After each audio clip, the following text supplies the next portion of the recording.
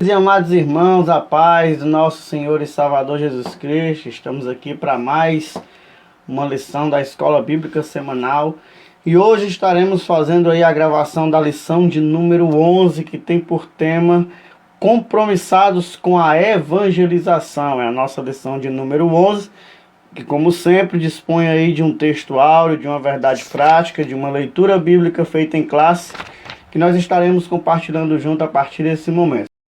Mais uma vez está conosco aqui o nosso irmão Evandro Costa. Paz do Senhor Jesus, irmão Evandro. Saúde aí os nossos irmãos para mais uma lição aí nessa nossa semana, que eu tenho certeza que vai ser mais uma semana de bênção para nossas vidas. Glória a Deus. Meus irmãos, eu saúdo a todos com a paz do Senhor neste momento, a qual nós iremos falar acerca da lição de número 11, que já foi falado, compromissados com a evangelização.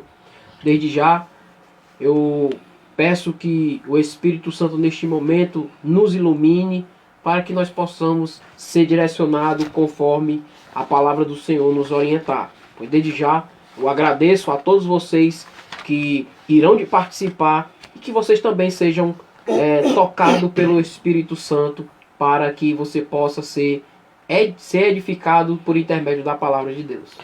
Glória a Deus, louvado seja o nome do Senhor. O tema da nossa lição de hoje é muito parecido com o tema da lição de número 8, né? Que lá nos traz o tema comprometidos com a palavra de Deus. Lembrando que o cristão ele deve ter esse tipo de compromisso na sua vida diária, né? Comprometidos com a palavra de Deus, compromissados com a evangelização. Todas essas atividades, todos esses serviços, né? São aí resultados de uma vida do servo de Deus, que foi chamado e comissionado pelo Senhor, né? Que recebeu aí no coração esse chamado e agora responde positivamente dessa forma. Costumamos dizer que atividades como essa, serviços como esse, são aí resultados de uma vida santa, né? De uma vida de alguém que foi realmente salvo e chamado pelo nosso Senhor e Salvador Jesus Cristo. Então essa pessoa, ela responde a esse chamamento, né, a esse chamado da parte de Deus com esse tipo de resposta, né? Compromisso, nesse caso da lição de hoje, com a evangelização. Como sempre, temos aí o nosso texto áureo e a nossa verdade prática, que serão lidas aí pelo nosso irmão Evandro Costa. Em seguida, eu estarei fazendo a leitura aí da nossa leitura bíblica em classe. Amém? Lê para nós aí, irmão Evandro. Amém. O texto áureo nos diz o seguinte: porque não me envergonho do evangelho de Cristo, pois é o poder de Deus para a salvação de todo aquele que crê, primeiro do judeu e também do grego. Romanos capítulo 1, versículo 16. A verdade prática, ela nos diz também assim: a nossa responsabilidade para a salvação de todos os seres humanos, mediante o evangelho de nosso Senhor Jesus Cristo, nos torna servos de todos. Glória a Deus. A nossa leitura bíblica em classe se encontra em Marcos capítulo 16, versículo 14 até o versículo de número 20, que diz o seguinte: finalmente apareceu aos 11, estando eles assentados juntamente, e lançou-lhes em rosto a sua incredulidade e dureza de coração, por não haverem crido nos que o tinham visto já ressuscitado. E disse-lhes: ide por todo o mundo, pregai o evangelho a toda criatura. Quem crer e for batizado será salvo, mas quem não crer será condenado. E estes sinais seguirão os que creem. Em meu nome expulsarão os demônios, falarão novas línguas, pegarão nas serpentes, e se beberem alguma coisa mortífera não lhes fará dano algum. E imporão as mãos sobre os enfermos e eles serão curados. Ora, o Senhor, depois de lhes falar, foi recebido no céu, assentou-se à direita de Deus, e eles, tendo partido, pregaram por todas as partes, cooperando com ele o Senhor e confirmando a palavra com os sinais que se seguiram. Amém. Esse é o nosso texto aí da nossa leitura bíblica em classe.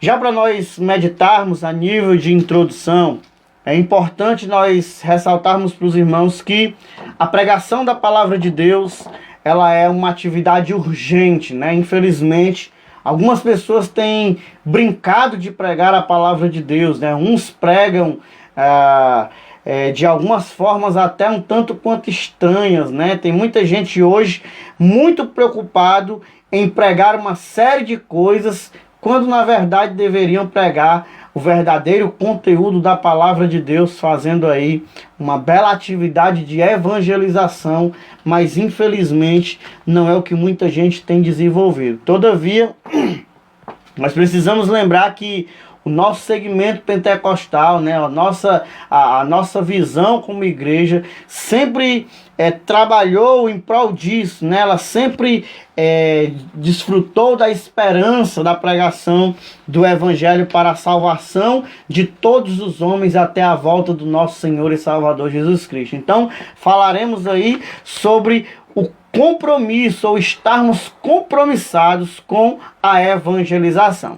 Antes de mais nada, eu queria já lembrar para os irmãos e desmistificar essa falsa interpretação do que é evangelismo, né? Nós vemos que evangelização é algo que tem que partir do compromisso do cristão para com Cristo, né? Não para uma igreja, não para um departamento. E vale lembrar que evangelização não é isso. Evangelização não é um departamento, não é uma liderança de 2 ou 3 pessoas. Evangelização é uma tarefa urgente que Jesus determinou que fosse feito por todos aqueles que fossem chamados de seus servos, né? De cristãos. Então todo crente está incumbido aí pelo chamado para evangelizar. Evangelizar é diferente de um dom espiritual, por exemplo, que eu devo manifestá-lo ou não, que eu posso manifestá-lo ou não, eu posso ter um e posso não ter o outro. Evangelizar, nesse caso, é uma tarefa que é para todos os crentes de todas as eras e em todos os lugares que eles estiverem. Então, todos os dias é dia de evangelizar. Evangelizar não é a tarefa de um grupo de pessoas. É uma tarefa que Jesus delegou para toda a sua igreja, de modo que todos os crentes têm a obrigação e o chamado da parte de Deus para evangelizar. Por isso, o apóstolo Paulo, como foi lido aí no texto áureo, ele diz: eu não me envergonho do evangelho de Cristo, pois é o poder de Deus para a salvação de todo aquele que crê, primeiro do judeu e também do grego. Ou seja, o evangelho não é motivo de vergonha para nenhum de nós, pelo contrário, ele é o poder de Deus para a salvação de todos aqueles que creem no Senhor Jesus Cristo, quer eles estejam perto, quer eles estejam longe, quer eles façam parte do nosso povo, quer eles estejam num povoado mais distante de nós. A pregação do Evangelho é a tarefa mais urgente que nós devemos nos preocupar, principalmente nesses últimos dias que antecedem aí a volta do nosso Senhor e Salvador Jesus. Glória a Deus. E é interessante que nós devemos também nos lembrarmos que essa palavra evangelização, ela tem a palavra ação. Como nosso irmão Cláudio já tem pontuado, sabemos que o termo de evangelização, ela sempre vai ter que ter aquela disposição de realmente nós entrarmos em ação. Lembre-se que a palavra de Deus, ela só vai chegar até os ouvintes por meio da evangelização.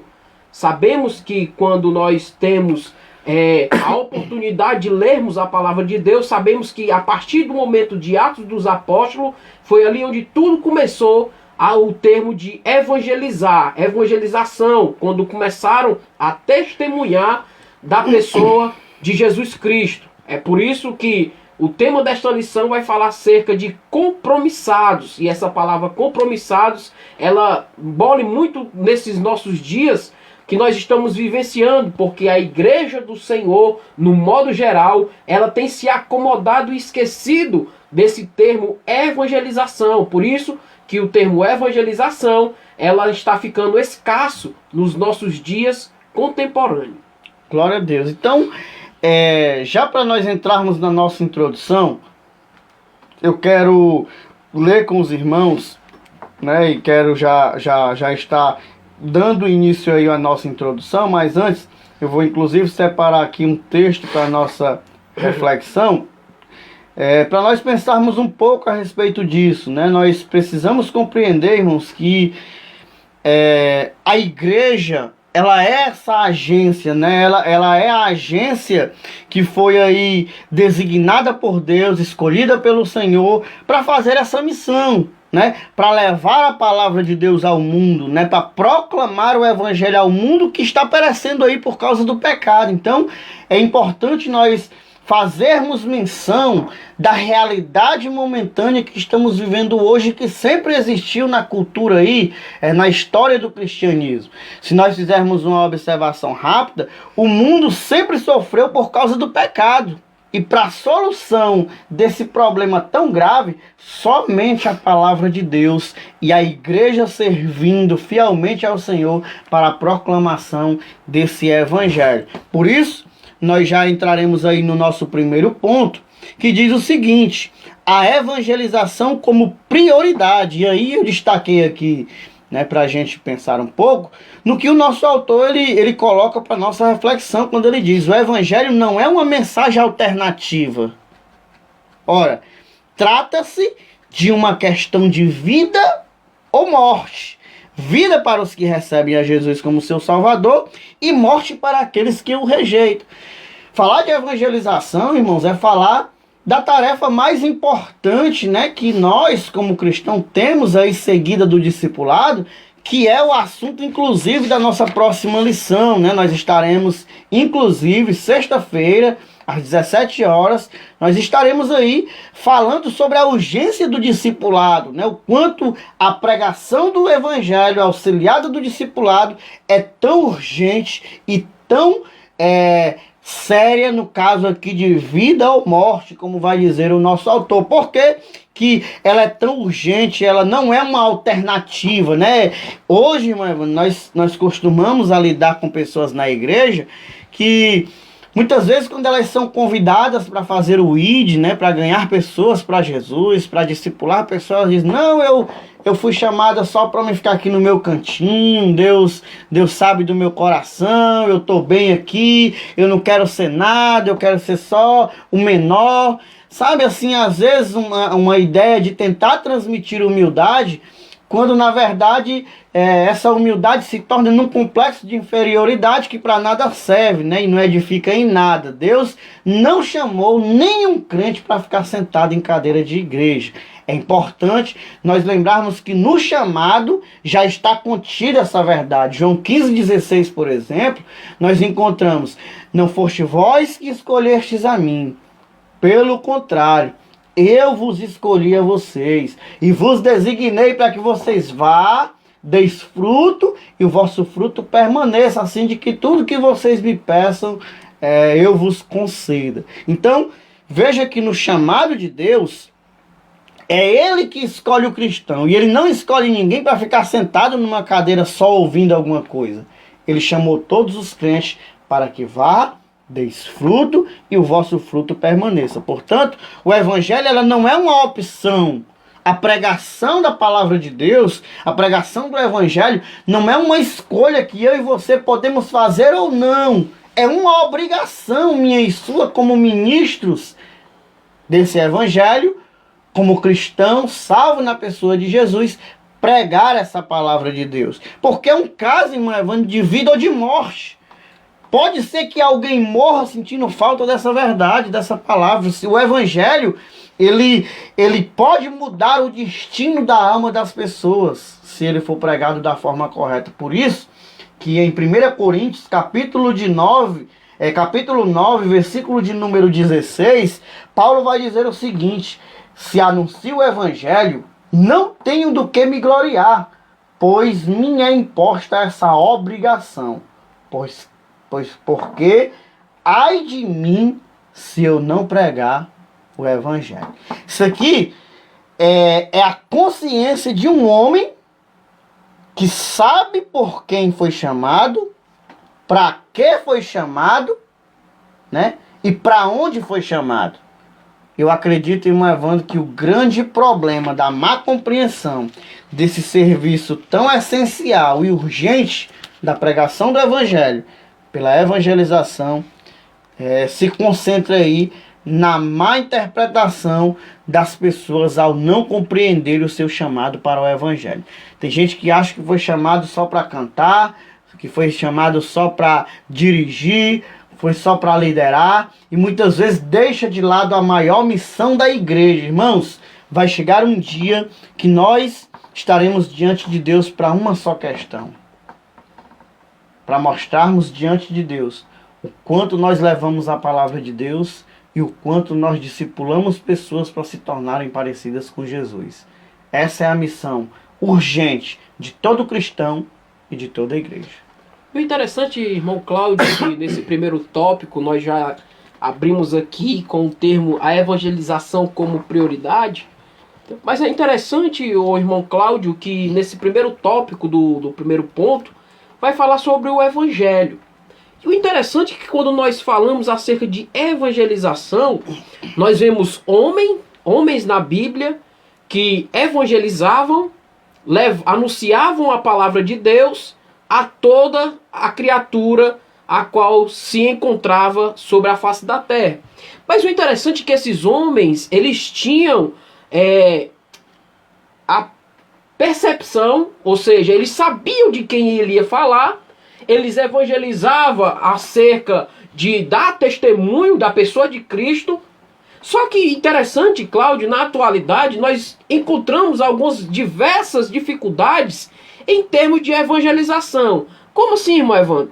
É que quando a gente fala em termos de evangelização, às vezes nós achamos pessoas que apenas entregam o panfleto e diz: Jesus te ama. É uma forma de evangelizar? Sim. Só que quando você tem a palavra de Deus na sua mão para evangelizar uma pessoa, uma certa pessoa, você tem a oportunidade de mostrar àquela pessoa aquilo que está escrito na palavra de Deus. Olha só como é interessante nesse primeiro ponto, a qual vai falar acerca vida para aqueles que recebem e morte para aqueles que rejeitam. Interessante que quando você leva a palavra de Deus aos ouvintes, entenda que você está levando vida para os ouvintes. Mas vai depender dele se ele vai querer a vida ou se ele vai querer a morte. Porque se ele aceitar, ele vai receber a vida. Mas se ele rejeitar, infelizmente, ele vai querer a morte. Mas interessante, irmão Cláudio, é que quando Paulo ele vai falar acerca da igreja de Corinto, no capítulo de número 1, versículo de número 17, Paulo ele vai dizer o seguinte: porque Cristo enviou-me não para me batizar, mas para evangelizar, não em sabedoria de palavras, para que a cruz de Cristo não se faça vã. Olha só como é interessante. Paulo testemunhava acerca da ressurreição de Cristo, ou seja, de Cristo crucificado. Paulo ele não usou de palavra de sabedoria. Lembrando que Paulo era conhecido como um poliglota, que falava várias línguas, mas Paulo não usou, irmãos, de falar com palavras bonitas. Aí você pode até imaginar assim: então, irmão Evandro, como é que você está dizendo que se eu falar só Jesus te ama, isso não é uma forma de evangelizar? Mas nós temos, como nós falamos na lição de número 9, que nós temos realmente que aproveitar o tempo. Porque vai chegar um dia que nós não vamos ter mais essa oportunidade de evangelizar. Então, se nós temos essa oportunidade de evangelizar, que nós abracemos essa oportunidade para que nós possamos evangelizar toda criatura, para que eles possam ser batizados em nome do Pai, do Filho e do Espírito Santo. Interessante que na primeira carta de Paulo aos Coríntios, também no capítulo 2, Paulo ele até enfatiza isso, né? Ele diz: eu, irmãos, quando fui ter convosco, anunciando o testemunho de Deus, não fiz com ostentação de linguagem ou sabedoria, porque decidi nada saber entre vós, senão a Jesus Cristo e este crucificado. E ele diz o seguinte: e foi em fraqueza, em temor e grande tremor que eu estive entre vós. A minha palavra e a minha pregação não consistiam em linguagem persuasiva de sabedoria, mas em demonstração do Espírito de poder, para que a fé de vocês não se apoiasse em sabedoria humana, mas sim no poder de Deus. Então, é importante nós lembrarmos que essa tarefa, irmãos, né, esse trabalho de evangelização é algo que precisa ser milimetricamente preparado para que seja feito, né? Então, por mais que eu não queira pregar para uma outra pessoa, né, apenas com sabedoria humana, com sabedorias de palavra, né, mostrando conhecer tudo, porque às vezes nós vemos alguns evangelistas nos dias de hoje que parece que quando eles chegam diante da pessoa que vai ouvir, parece que eles não estão interessados em anunciar o evangelho puro e simples do jeito que ele é.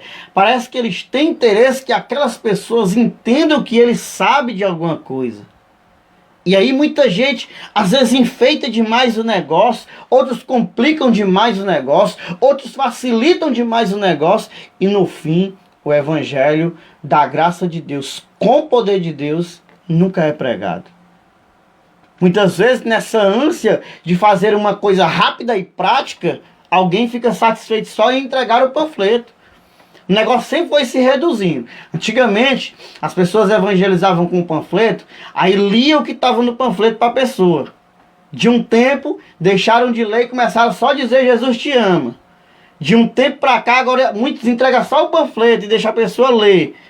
Daqui uns dias, irmãos, a gente vai só dizer que existe um panfleto por aí com um nome, nem isso mais a gente vai fazer. Então, nós não podemos, irmãos, negligenciar a prioridade aí do trabalho de evangelização, porque evangelizar é aquela parte que Jesus disse: ide, e indo vocês evangelizarão, pregarão a palavra e farão discípulos e etc, como assim está escrito. É importante nós lembrarmos que o evangelho não é só essa opção. Tem gente que escolhe, né, faz da pregação do evangelho, do trabalho de evangelização, uma opção. Mas, irmãos, a coisa é urgente. Nós precisamos pregar em todos os tempos, em todas as horas e para todas as pessoas, porque a causa é uma causa de vida ou de morte. Quando a igreja faz o seu papel por meio da pregação do evangelho, ela está isenta dessa responsabilidade. Ela deixa a responsabilidade sobre o ouvinte. É diferente do ouvinte morrer sem ouvir da igreja a palavra que ele está precisando. Aí a igreja é responsável por essa negligência. Por isso, nesse primeiro ponto, né, antes de entrar no primeiro tópico, é importante nós entendermos que o evangelho não é uma alternativa, irmãos. Trata-se de uma questão de vida ou morte. Paulo diz que para ele era uma obrigação e ele tinha consciência. Ai de mim se eu não pregar esse evangelho. E o interessante, irmãos, que há no meio pentecostal um despreparo em termos de evangelização. E isso é preocupante, porque se nós estamos sofrendo os danos já agora presentes, futuramente os danos serão maiores.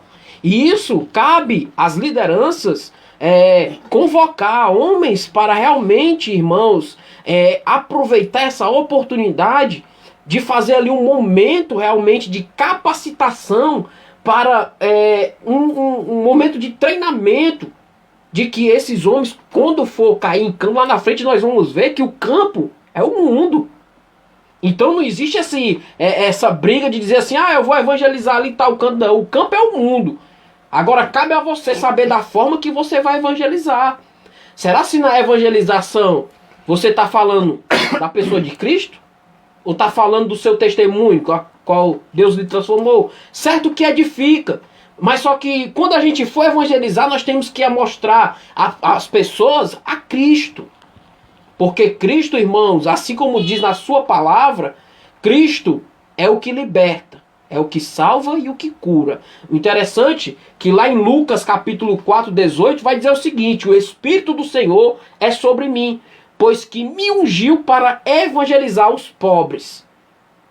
Até o próprio Jesus. Nosso irmão Cláudio leu aqui carta de Corinto, dizendo que Paulo é imposta em mim esta obrigação. E aqui Cristo está dizendo, Jesus está dizendo, o Espírito do Senhor é sobre mim, pois que me ungiu para evangelizar os pobres. Então os pobres que estão lá fora têm pressa. Então os necessitados que estão lá fora têm pressa para que o evangelho chegue aos seus ouvidos e para que eles sejam transformados pela palavra de Deus. O primeiro tópico, irmãos, dessa nossa lição, ele vai falar sobre o entendimento aí, né, a raiz da palavra evangelho. O que de fato é evangelho, né? A palavra evangelho, ela é composta aí por duas outras palavras, eu, né, e angelia, que juntando aí dá evangelion, que quer dizer boas novas. Então, quando alguém lhe perguntar, irmãos, o que é o evangelho? Não tenha medo de responder para essa pessoa. O evangelho são as boas novas de Jesus, irmãos. São as boas novas. É boas notícias. E aí, pegando aqui já esse gancho, né? É porque o nosso autor, ele vai dizer aí que são boas notícias prometedoras. São coisas que trazem para nós esperança, né? Que trazem para nós tranquilidade. Irmãos, talvez muita gente não compreenda a importância de falar de Jesus e dizer que ele muito em breve haverá de vir buscar essas pessoas que confessaram o seu nome. É muito importante nós pregarmos a mensagem toda. Não dá para nós pregarmos a mensagem pela metade. Nós precisamos pregar o evangelho todo, irmãos. O evangelho é um conjunto de boas notícias a respeito da pessoa de Jesus. E aí, essa mensagem, ela tem um objetivo. Pois Deus amou o mundo de tal maneira que deu seu Filho unigênito para que todo aquele que nele crê não pereça, mas tenha a vida eterna. O propósito dessa mensagem, dessa boa notícia, é a transformação do homem pecador. Deus, ele chama a igreja para levar essa mensagem ao mundo. Ou seja, para que o mundo receba de Deus, por intermédio da igreja, a salvação que esse mundo tanto precisa. E aí, isso me preocupa, irmãos, porque se o evangelho é as boas novas, por que tem tanta gente aí nas redes sociais, né, na vida mesmo diária da sociedade, trazendo tanta notícia ruim em meio à igreja? Por que hoje se vê tanta gente gastando tempo com aquilo que não é boa nova, com aquilo que não é evangelho? Tem gente que vai pregar e, infelizmente, prega mais notícia ruim do que notícia boa. Tem muita gente que sai para evangelizar e fala sobre o que está acontecendo no mundo, fala sobre o sofrimento da pandemia, fala sobre o tanto de morto que já tem, fala sobre o inferno, fala sobre tudo, mas não fala sobre a boa notícia de Jesus, que muda, que transforma, que restaura, que chama o homem pecador e quer cuidar dele e ama ele. Precisamos compreender na raiz da palavra que levar a boa nova é trazer as boas notícias do reino de Deus para o homem perdido. Esse é o objetivo da pregação do evangelho que nós tanto conhecemos como evangelização. É isso mesmo, é por isso que há esse erro equivocado de muitos cristãos que pregam ou evangelizam da forma incorreta. Devia levar realmente as boas novas, então levando boas notícias, mas com más compreensões. Lembrando a você que quando fala de boas notícias, nós temos que falar do reino de Deus, como Paulo já tem falado na sua epístola aos Romanos, que verdadeiramente é o poder de Deus, né? Então se é o poder de Deus, então nós vemos que tem transformação. Se é o poder de Deus, nós temos vendo que verdadeiramente ela é capaz de transformar o perdido. É por isso que essa evangelização que está soando de uma forma equivocada é muito... nós devemos se policiar para que essa evangelização equivocada não chegue ao extremo de muitas pessoas realmente falar de maneira errada ou ser orientados para que realmente venham testemunhar da pessoa de Cristo. Quando a gente começa a partir do momento de Atos dos Apóstolos, irmãos, os pensamentos dos apóstolos sempre eram o mesmo. A pregação era a mesma. Não existe outra pregação. A pregação é falar da ressurreição de Cristo, crucificado na cruz. Só que, infelizmente, a atualidade vai se atualizando e parece que os cristãos vão perdendo a maneira de pregar a palavra, mas sabendo que a palavra ela é a mesma, ela nunca mudou. Quem muda é o ser humano. E às vezes quer distorcer a evangelização por meio da pregação da palavra. E o evangelho é sempre as boas novas, e as boas novas é a palavra de Deus. É interessante que quando nós chegamos nesse segundo ponto, que trata sobre o único Salvador do mundo, a gente precisa entender que só existe uma forma. Uma forma, não existe duas formas. As boas novas, a pregação do Evangelho, Jesus Cristo, o único Salvador do mundo, é a única forma que existe para a evangelização. Não pode existir outra mensagem, irmãos. Não pode existir outro tipo de pregação. Não pode existir outra ideia, né? Ou seja, falar a respeito do reino de Deus, da salvação, do perdão, da pessoa de Cristo, o evangelho da graça de Deus, como vai dizer aqui o nosso autor, é trazer as boas novas para aqueles que precisam. A própria Bíblia Sagrada, irmão, vai deixar isso muito bem claro, né? Que todos os seres humanos pecaram, então todo mundo precisará ouvir a mensagem urgente do Evangelho. Porque essa pregação, ela é aquele antídoto, irmão. Ela é aquele remédio que cura, como nós falamos aí na lição passada, que o Senhor Jesus ainda cura nos dias de hoje. Uma das coisas que ele cura é a alma do ser humano. Ele liberta esse espírito aprisionado e gera novo nascimento na vida das pessoas. Então, somente por meio de Jesus, o único Salvador do mundo, somente por meio da salvação em Jesus é que o homem conhece a eternidade. Então, como vai colocar o nosso autor aqui, não existe um outro meio de salvação sem Jesus. Tem pessoas aí criando uma série de atalhos. Criam um monte de estratégia. Não, isso aqui é para atrair as pessoas à igreja. É para atrair as pessoas ao Evangelho. Mas, irmãos, o que atrai as pessoas ao Evangelho é Cristo. Tem que ser por meio dele. Se ninguém vir por meio dele, ninguém permanece. Por isso que nós inclusive encontramos o próprio Senhor Jesus deixando isso claro, quando ele diz que ninguém vem ao Pai, João 14,6, se não for por mim. Eu sou o caminho, a verdade e a vida, e ninguém pode vir ao Pai se não for por mim. Se não for por Jesus, se não é Jesus o ponto de atração, você pode usar 1001 coisas para tentar evangelizar. Você pode criar 1001 métodos. Se a pessoa não vier por Jesus, ela também não ficará por falta de Jesus. Então, essa causa é urgente.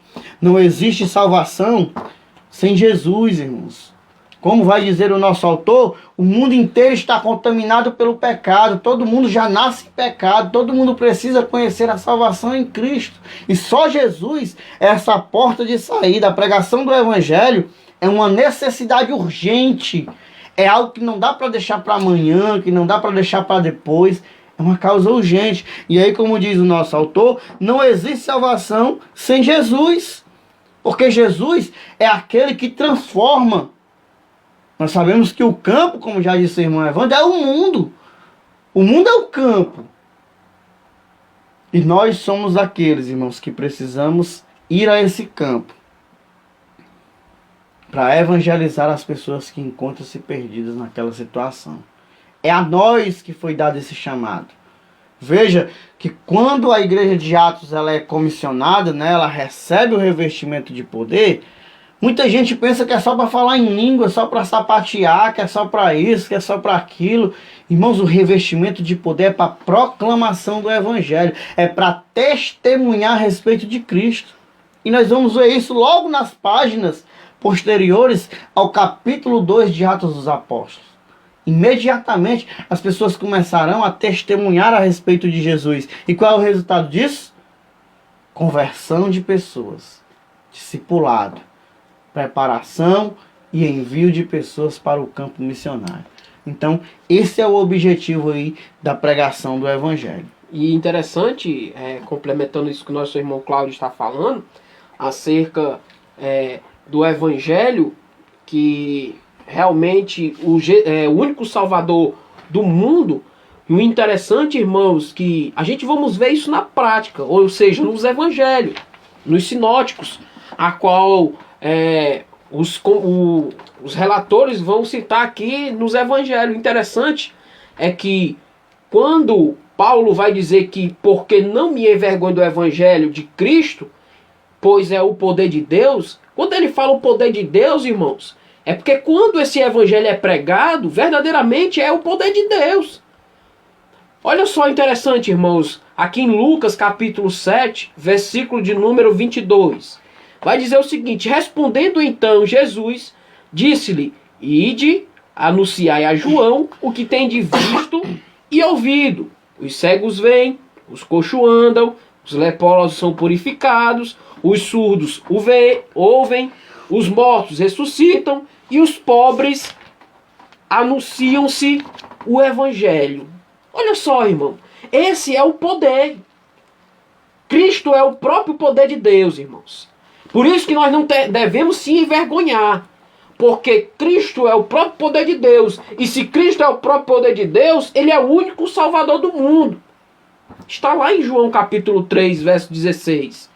Deus amou o mundo de tal maneira que enviou seu Filho unigênito para todo aquele que nele crê não pereça, mas tenha a vida eterna. Salvador do mundo. Ele veio salvar a humanidade. Quando ele fala mundo, não é o sistema. É a humanidade, as pessoas. É por isso que só existe salvação por intermédio dele, do Evangelho. Quem é o Evangelho? O próprio Cristo. Se você vê a carta aos Romanos, é o complemento do Evangelho. É por isso que Paulo ele começa a falar acerca porque não me envergonho do Evangelho de Cristo. Porque é o poder de Deus. Isso, irmãos, quando o Evangelho verdadeiramente ele é anunciado, proclamado, a gente vê isso aqui na prática. Ah, irmão, mas está difícil a gente ver isso aí. Sabe por quê? Porque nós estamos negligenciando. Estamos verdadeiramente fazendo o que o Cláudio falou, procurando atalhos. Querendo trazer as pessoas para perto de Cristo de maneira incorreta. É por isso que tem pessoas, irmãos, que não são mais curadas. Tem pessoas que ainda continuam enfermas. Tem pessoas que verdadeiramente estão passando sérias de dificuldade. Por quê? Porque existe um falso evangelho sendo anunciado. E esse falso evangelho, irmãos, eu queria despertar nós para que nós possamos entender que nós, como os ministros desta palavra, agentes de Deus na terra, para proclamar esse evangelho, dependemos de mim e de você, para que nós possamos, em nome de Jesus, levar essas boas novas para que o mundo não pereça, mas venha ter a vida eterna. Se nós passarmos em algumas igrejas por aí, existe um convite na porta delas dizendo assim: venha para Jesus e pare de sofrer.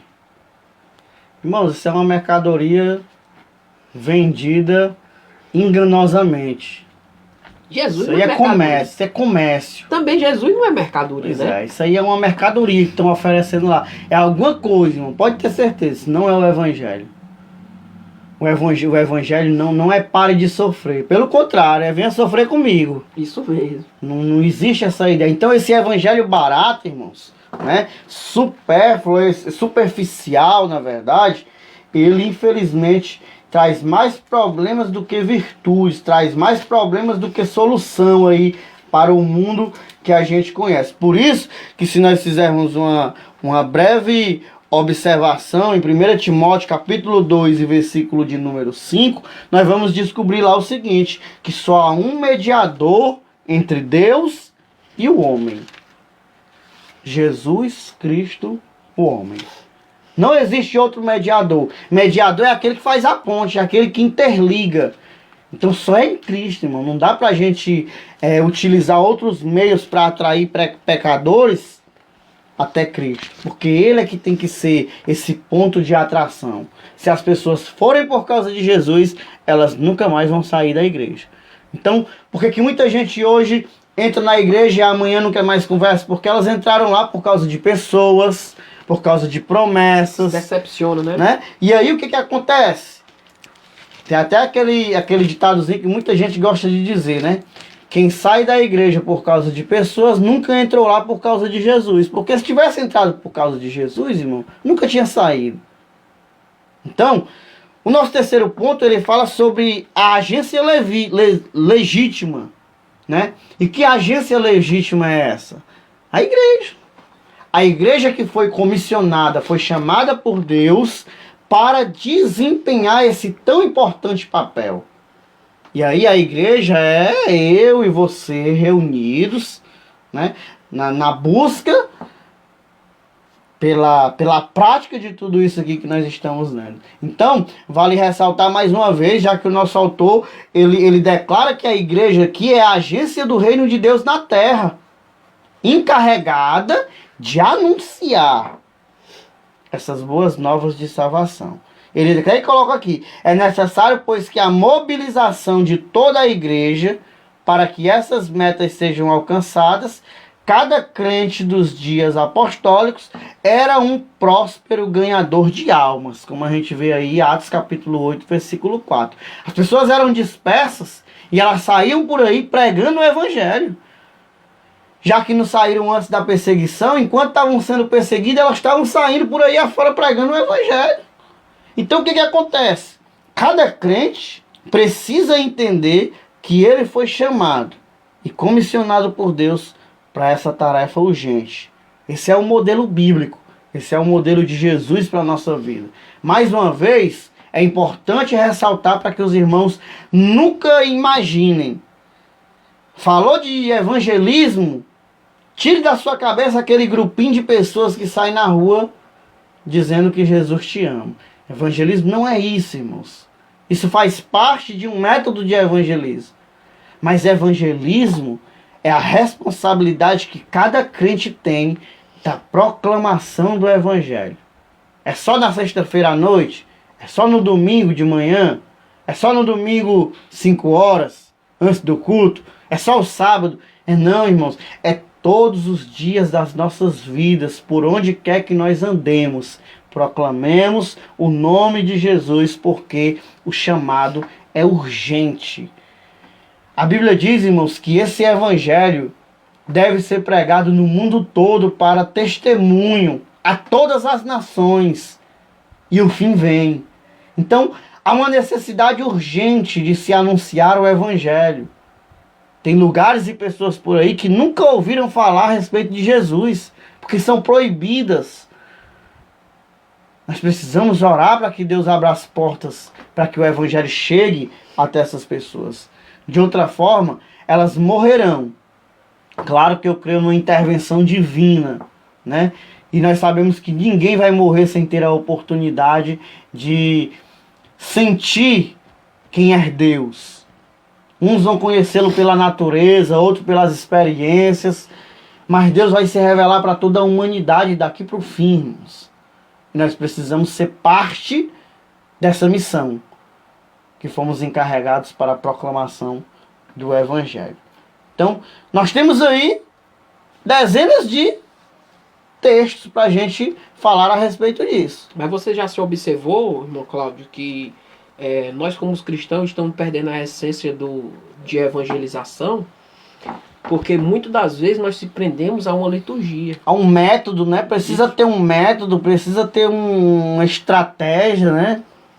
Você pode observar que Paulo, quando ele passava por uma certa redondeza, ou por uma certa cidade, Paulo ele escrevia carta aos irmãos.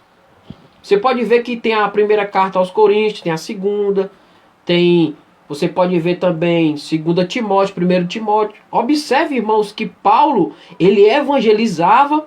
Olha só, irmãos, é bem notório. Se você pegar em Atos dos Apóstolos, capítulo de número 18, se não falha a memória, quando Paulo passa por a igreja de Éfeso, você acha que Paulo foi só passar um dia ali e acabou? Não, irmãos. Paulo passou aproximadamente 3 anos evangelizando naquela cidade. E observe, irmão, que o processo de evangelização não é um dia, não é uma tarde e nem uma noite. E nem se encaixa no termo de uma liturgia. Não, eu só vou evangelizar quinta-feira porque nós só temos esse dia disponível. Não é assim, irmão. É só você observar os homens de Deus na Bíblia. Paulo passava aproximadamente 3 anos, irmão, numa certa cidade, para que ele viesse pregar o evangelho, o puro e simples evangelho. Geralmente, nós estamos perdendo essa essência por causa dessas formas, desses requisitos. Empreender em termos só de um dia, uma tarde ou uma noite. E não se faz assim. Interessante que antes dos apóstolos se tornarem grandes evangelistas, grandes pregadores, eles passaram um processo com Jesus, né? Eles tiveram ali um discipulado pessoal e eficaz com o mestre. Mas hoje parece que as pessoas querem gerar discípulos do dia para a noite, né? Parece que hoje já não há mais esse compromisso que Paulo teve, por exemplo, de gastar tempo, né? De gastar tempo mesmo se preparando para a missão, se preparando para a obra, se preparando para o ID. Por isso que o ID está sendo feito, irmãos, de muita forma triste aí. Hoje está banalizada essa pregação do Evangelho. As pessoas hoje estão muito satisfeitas com qualquer coisa que traz o nome de Jesus. As pessoas estão satisfeitas.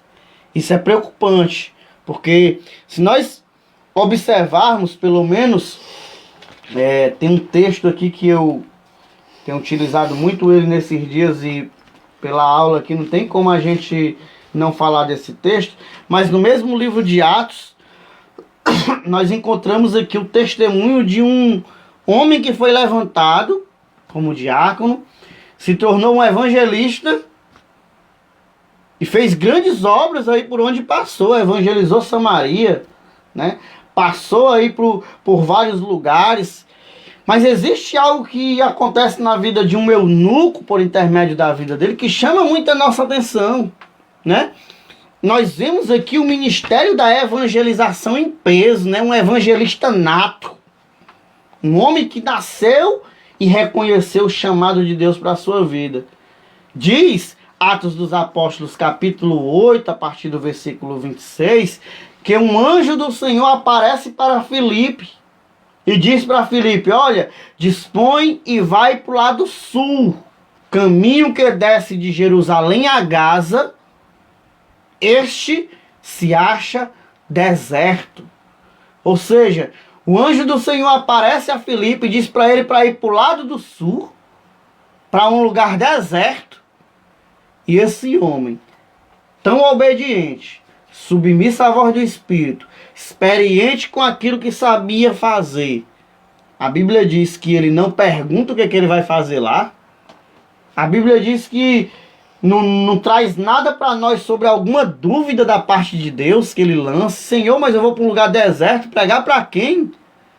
Eu vou para um caminho que eu não sei nem onde fica, eu vou de pé, andar isso tudo com a incerteza de que, como Abraão, por exemplo, sai da tua terra, do meio da tua parentela e vai para uma terra que eu ainda vou te mostrar, e ele simplesmente ir. Esse é o verdadeiro evangelista. Olha o que o texto diz. E ele se levantou e foi. Não perguntou nada, não quis saber de nada, não indagou nada, não duvidou de nada. Ele simplesmente foi. E quando ele chega no local onde Deus manda ele ir, a Bíblia diz que um etíope, eunuco, que era um alto oficial de Candace, rainha dos etíopes, que era superintendente, né? O texto vai dizer que ele era superintendente de todo o tesouro dela, veio adorar em Jerusalém.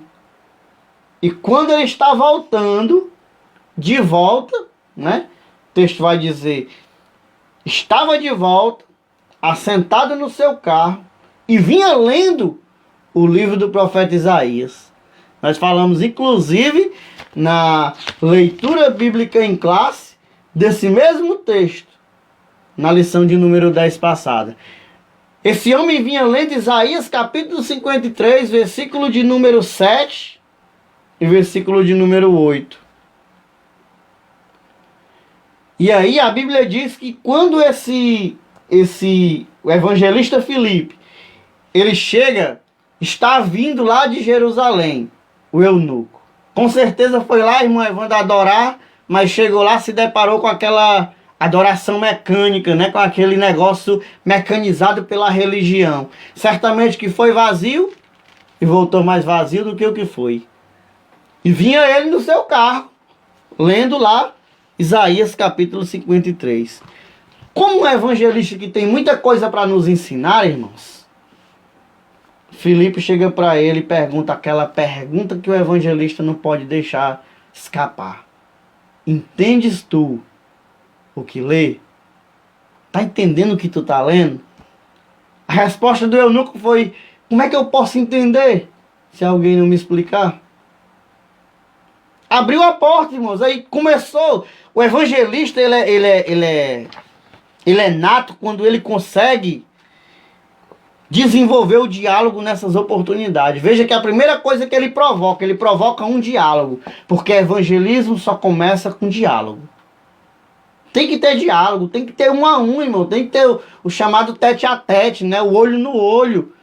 E eu vejo esse menino chegar aqui para o eunuco e dizer: tu entende o que tu tá lendo? E aí ele já responde imediatamente: como é que eu posso entender se alguém não me explicar? E o texto diz que Deus é quem movimenta tudo isso. Filipe, se aproxima do carro. Vai lá. Chega ali naquele rapaz lá que ele está lendo lá o profeta Isaías. Aproveita essa oportunidade aí, evangeliza o homem. E ele simplesmente faz isso, irmãos. E aí o que a Bíblia vai nos dizer? Ele manda, ou ele convida, né? Olha aí a expressão que a Bíblia usa. E convidou Filipe a subir no carro. Filipe sobe, senta do lado dele.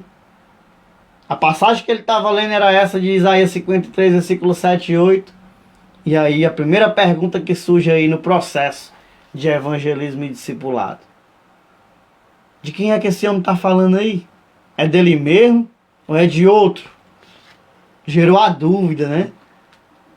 Tava com uma dúvida, tinha ido adorar e voltou com essa dúvida aí, lendo lá, talvez quebrando cabeça para tentar entender Isaías 53. Aí entra em cena Filipe. E o texto diz o seguinte: então o eunuco vai dizer: eu peço que me explique se ele está falando dele mesmo ou se é de outra pessoa. E Filipe, irmãos, a Bíblia diz no versículo 35 que Filipe explicou o texto de Isaías 53. E começando por essa passagem da Escritura, anunciou para ele a Jesus.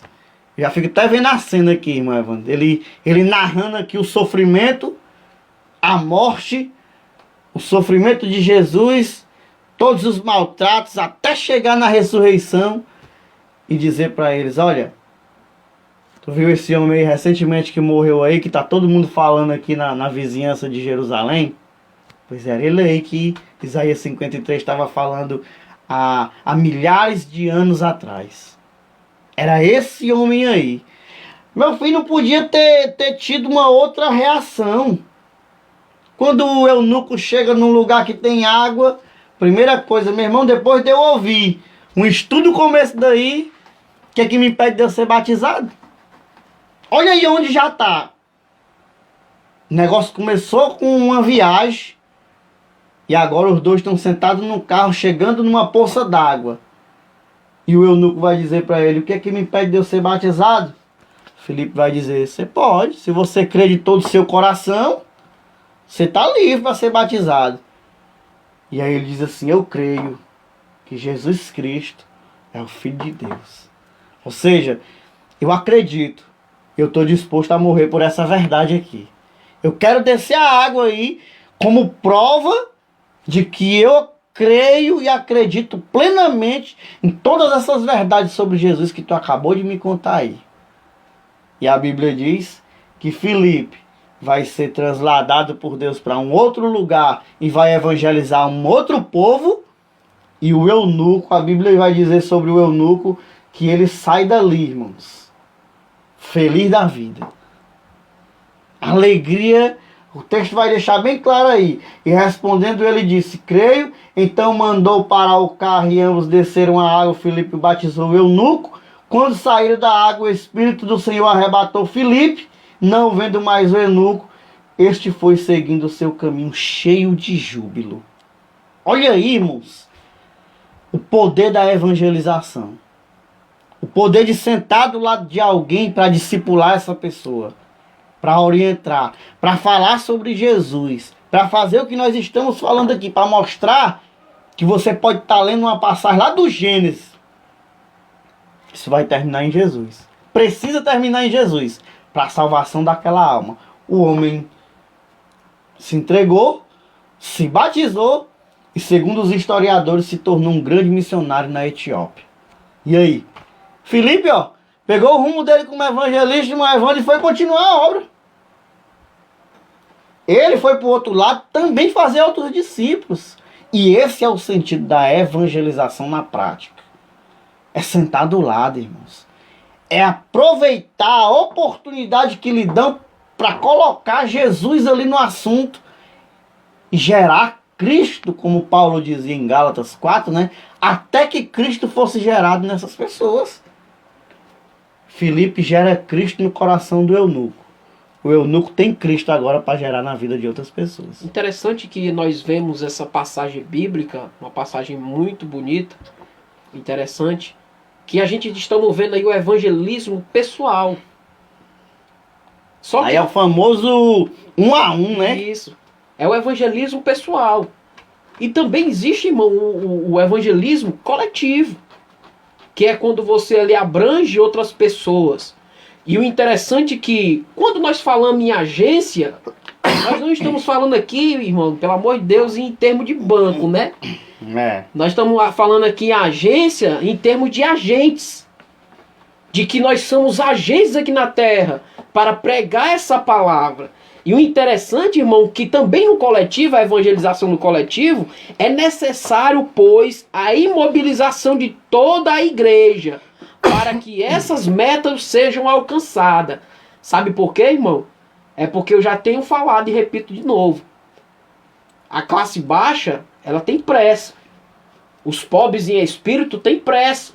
Por esta evangelização, por este poder, assim como diz, irmãos, Paulo, em Romanos capítulo 1, verso 16. É o evangelho da salvação.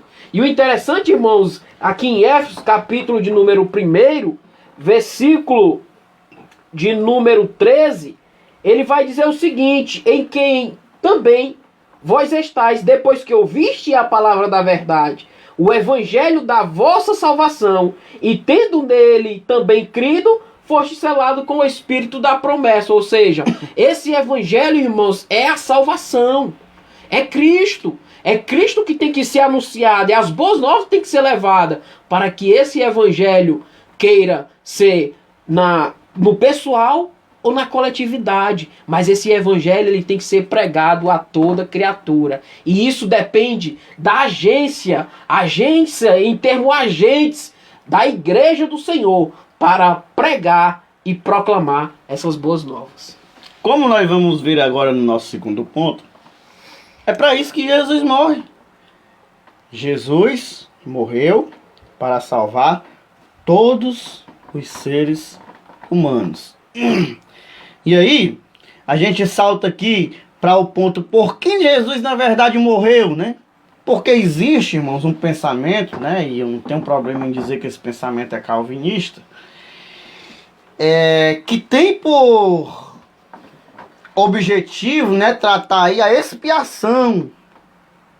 E faz-se uma divisão entre calvinistas e arminianos sobre a expiação limitada e a expiação ilimitada, de modo que os calvinistas, eles acreditam que a expiação de Cristo ela foi limitada. O que eles querem dizer com isso?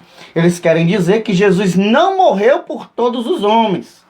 Ou seja, Jesus não morreu por toda a humanidade, não morreu por todas as pessoas, mas apenas pelos eleitos, apenas pelos escolhidos, aqueles que ele escolheu de antemão, pois Deus, segundo o calvinismo, escolheu uns para serem salvos e outros para se perderem, né? Esse é a base do calvinismo aí quanto à expiação limitada. Nós, porém, não acreditamos nesse princípio teológico, né? Nós concordamos que esse é um ensino, não vou nem dizer herético, né? Mas equivocado com base nas Escrituras. Se a gente for botar aqui essa ideia calvinista e a palavra de Deus, nós descobriremos que há um grande equívoco com relação a isso. Primeiro porque está escrito, Deus amou o mundo de tal maneira que deu seu Filho unigênito, para que todo aquele que nele crê não pereça, mas tenha a vida eterna. Deus não amou o sistema mundano, né? Como a gente vai diferenciar várias palavras mundo. Deus não amou aqui o cosmos, né? O planeta Terra. O mundo aqui são exatamente as pessoas. Deus amou todas as pessoas, irmãos. E deu o seu Filho para que todo aquele que nele crê tenha a vida eterna. Ou seja, o sacrifício foi feito por todos os homens. Por isso nós cremos na expiação ilimitada. É uma expiação que Cristo fez que não limita uma quantidade de pessoas, mas que é por todos os seres humanos. De antes, de agora e que ainda haverão de vir. Foi por todos. E aí, se nós pensarmos um pouco mais sobre o texto de 1 Timóteo capítulo 2 e versículo 4, que é o texto que nós conhecemos como o terror do calvinismo, né? Porque esse texto é muito claro em relação a isso, e eu quero defender a tese, inclusive, de um calvinista, porque o texto de 1 Timóteo capítulo 2 e versículo de número 4, ele diz o seguinte... vou ler o versículo 3 e versículo 4. Isto é bom e aceitável diante de Deus, o nosso Salvador, o qual deseja que todos os homens... Olha aí, nossa doutrina. Expiação ilimitada. Jesus morreu por todos. O qual deseja que todos os homens sejam salvos e cheguem ao pleno conhecimento da verdade. Porque há um só Deus e um só mediador entre os homens. Jesus Cristo, o homem. Spurgeon, ele dizia um negócio, e eu faço questão de ler aqui para nós, fiz questão de destacar, porque Spurgeon era um calvinista conhecido, né? Todo mundo sabe que Spurgeon era um calvinista conhecido por todos. E Spurgeon, certa vez, foi indagado a respeito de 1 Timóteo, capítulo de número 2 e versículo 4. Por quê? Porque os calvinistas dizem que esse texto não está falando de todas as pessoas, está falando de todos os eleitos. De todo jeito eles tentam ali distorcer o texto. E aí quando perguntaram para Spurgeon, Spurgeon disse o seguinte: e então, tentaremos colocar um outro sentido no texto que já tem? Penso que não. Precisa-se, para a maioria de vocês, conhecer o método comum com o qual os nossos amigos calvinistas mais velhos lidaram com esse texto. Todos os homens, dizem eles, quer dizer alguns homens, como se o Espírito Santo não pudesse ter falado a alguns homens. Se quisesse falar a alguns homens, todos os homens, dizem eles, quer dizer alguns de todos os tipos de homens, como se o Senhor não pudesse ter falado todo tipo de homem. O que ele está querendo dizer é simples e objetivo. Se fosse alguns homens, o Espírito Santo tinha falado a alguns homens. Por que ele falaria a alguns homens e escreveria todos os homens? Spurgeon está dizendo que isso não tem lógica. O Espírito Santo, através do apóstolo Paulo, escreveu todos os homens. E sem dúvida quer dizer todos os homens.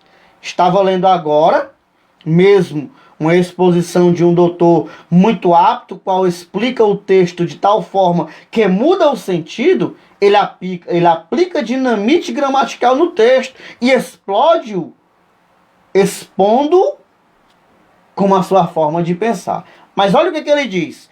O meu amor pela consistência com as minhas próprias doutrinas não é de tal tamanho para me autorizar a alterar conscientemente um só texto da Escritura.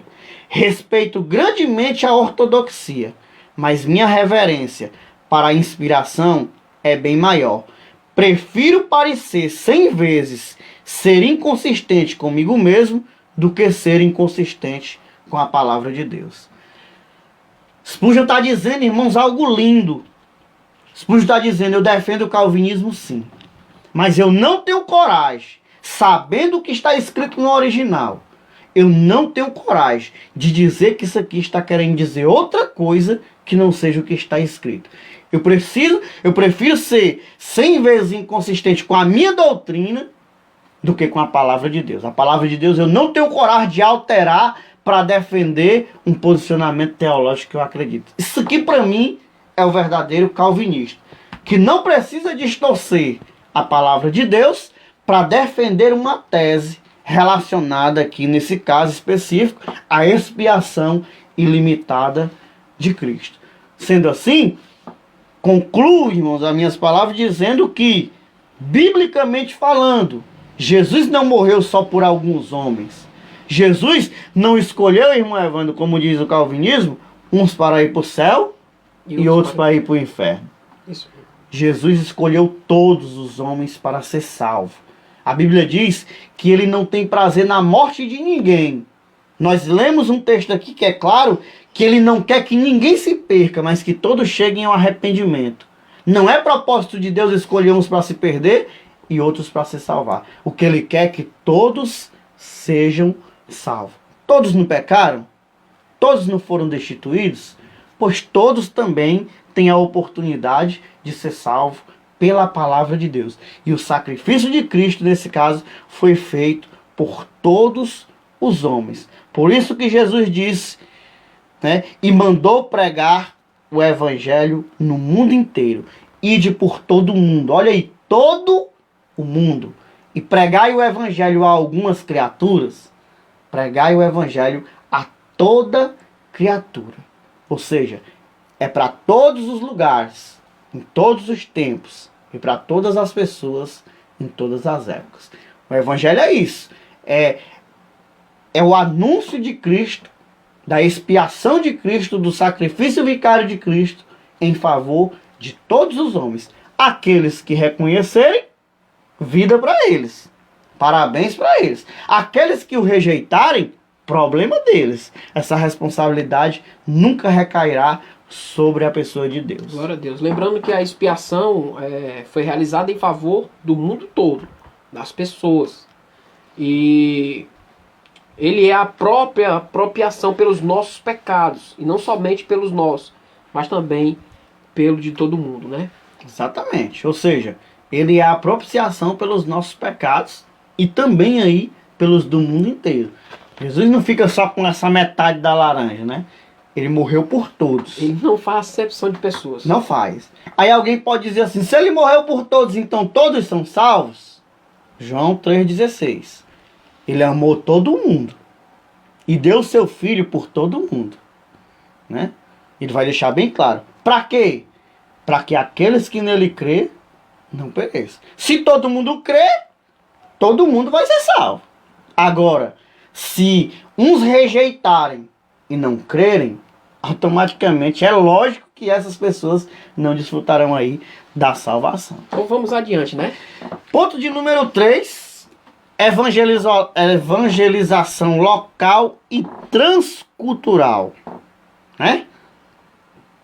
O Novo Testamento nos mostra que evangelismo e missões são tarefas precípuas. Ou seja, são tarefas aí indispensáveis, essenciais, fundamentais, né, para as nossas vidas. O livro de Atos destaca a obra missionária, registra as missões por todos os ângulos e mostra todas as possíveis atividades de um missionário. Atos ressalta ainda o poder do Espírito Santo, a obra da evangelização e as viagens missionárias do apóstolo Paulo. Então veja que evangelismo e missões são tarefas aí essenciais, né? São prioridades que devem ser trabalhadas aí em relação à igreja. Missões, elas tanto podem acontecer de forma local, como também transcultural. Não deixa de ser uma forma de evangelização aí para os que estão perto e para os que estão longe. Ainda que, infelizmente, uns dão mais prioridade aos que estão longe, outros só dão prioridade aos que estão perto, e nós precisamos compreender que a vontade de Deus é que sejam alcançados todos, né? Toda criatura, quer seja de perto, quer seja de longe. Glória a Deus. Lembrando a você que essas duas palavras ela não podem se separarem, né? Evangelismo e missões, elas sempre vão estar ali coligadas uma com a outra. Eu acho que missão, evangelismo e discipulado trata a respeito de uma mesma ida. Eu acho que quem vai tem que pregar, né? Pregar no sentido de atrair as pessoas a Cristo. Evangelizá-las no sentido de trazer Jesus mais próximo dessas pessoas, ao ponto delas se converterem. E discipulá-las ao ponto de gerar Cristo nessas pessoas e transformar elas em outros discípulos. Né? Justamente, o discipulado ele não pode ser deixado de lado, né? Que é realmente ali onde vai ser trabalhado o caráter de Cristo em cada crente, né? E o interessante é que, voltando à minha fala, acerca de missões e evangelismo, lembrando a você que todo aquele que vai e evangeliza, esse é o missionário. Não se engane que missionário só é aqueles que vão para outras localidades, né? Ou para outros países, né? Lembrando a você que você atravessando o exemplo a leste-oeste, você é um missionário, né? Porque você está indo e está pregando a palavra de Deus. Lembre-se disso, que missionários não são só aqueles que viajam ao mundo afora, né? Mas esses correm mais o risco porque tem uma cultura, né? Que eles têm que se adequar a essa cultura, né? Exatamente. A diferença está só no título. Eles são missionários transculturais. Isso. Né? A única diferença é essa.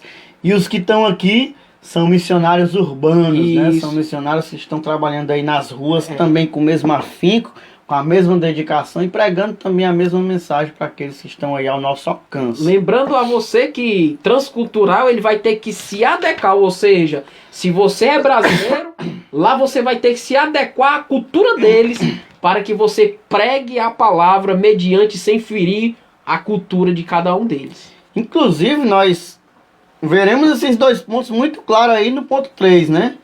Evangelização e também missão.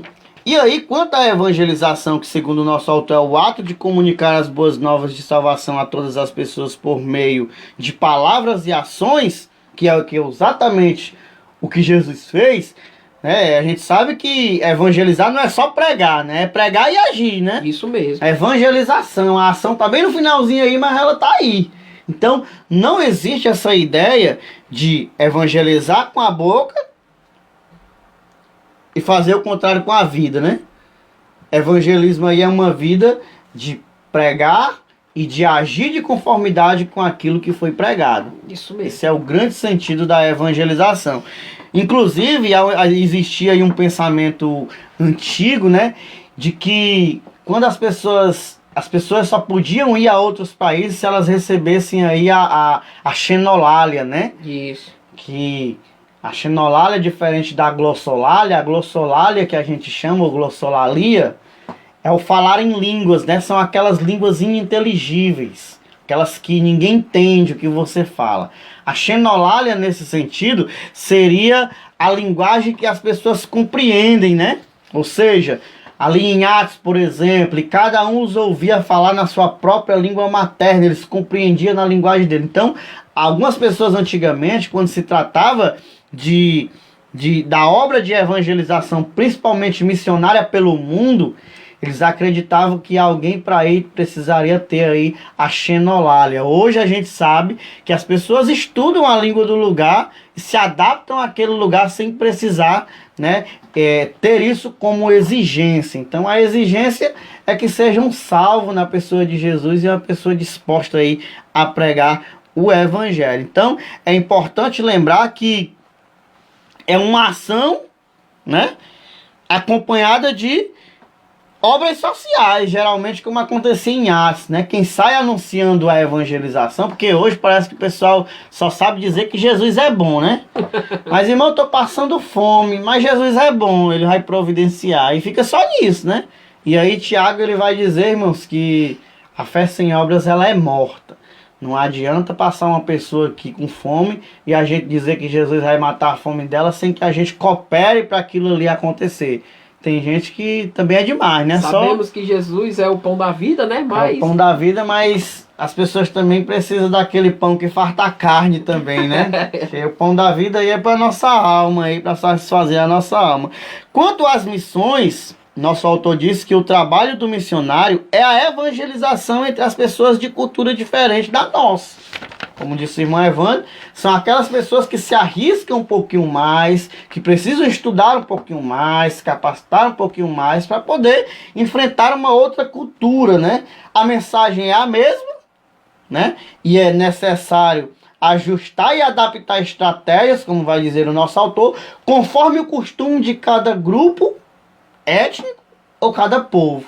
Ou seja, aquela pessoa que está indo, ainda que ela vá pregar a mesma mensagem, é importante ela se preparar para aquilo, né? Ela preparar o que vai ser necessário, né? Porque não dá para chegar lá na Europa, por exemplo, pregando como a gente prega aqui no Pirambu, né?